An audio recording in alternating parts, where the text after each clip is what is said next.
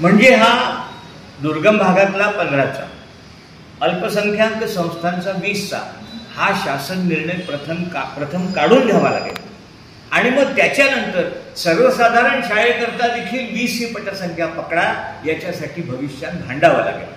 ते भांडण करण्यासाठी मी भविष्यात कटिबद्ध असेल. आता तिसरा मुद्दा असा आहे की त्रुटीच्या शाळांचं काय. आमचा विषय सभागृहात का झाला नाही? पुणे स्तरावरील अघोषित शाळांचं काय? आमचा विषय सभागृहात का झाला नाही? 23-24ची शेवटच्या वर्गाची विद्यार्थी संख्या पकडायची, त्याचं काय? आमचा विषय सभागृहात का झाला नाही? हे लहान विषय आहे, याला सभागृहाची गरज नाही आहे. याला शिक्षण मंत्री स्वतः सक्षम आहे सगळं करण्याकरता. त्याच्यामुळे एक लक्षात घ्या की त्रुटीची नसती म्हणजे त्रुटीची फाईल ही शिक्षण मंत्री अतिशय सकारात्मक आहे. ते स्वतः त्यांनी वित्त विभागाकडे फाईल पाठवली आहे.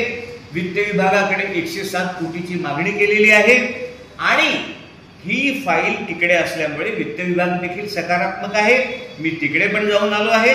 शासन सकारात्मक असल्यामुळे तुम्हाला फक्त एवढंच सांगतो की त्रुटीच्या शाळांचा टप्पा बुडणार नाही.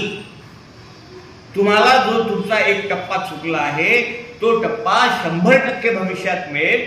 त्रुटीच्या नसतीकडे माझंही पूर्ण लक्ष आहे, बाकी सगळ्या लोकांचंही लक्ष आहे आणि शासनाचे मंत्री देखील यासाठी देण्यासाठी सकारात्मक आहे. पुणे स्तरावरील शाळा. आता पुणे स्तरावरील शाळा हा जो मुद्दा आहे, पुणे स्तरावरच्या सर्व ज्या काही 200-300 शाळा आहे ज्या अद्याप अनुदानासाठी घोषित झाल्या नाही, त्यांच्यासाठी या महिन्यात 100% मंत्री महोदयांकडून आदेश जातील की त्यांना अनुदानासाठी घोषित करा आणि त्यांना हा पुढचा टप्पा मिळण्याच्या पहिले घोषित केलं जाईल, याची मी तुम्हाला खात्री देतो. आता राहिला 23-24ची विद्यार्थी संख्या गृहीत धरून त्यांना 1 जानेवारी 23 पासून अनुदान देणे हा भयंकर क्लिष्ट मुद्दा आहे. मंत्री महोदय अगदी याच्यात नकारात्मकच आहे. त्यांना सकारात्मक करण्याचा सातत्याने प्रयत्न सुरू आहे. काल माननीय मुख्यमंत्र्यांची भेट घेऊन त्यांना या किरकोळ 2-4 प्रश्नांकरता काहीतरी तोडगा निघावा म्हणून बैठकीची वेळ मागितली आहे.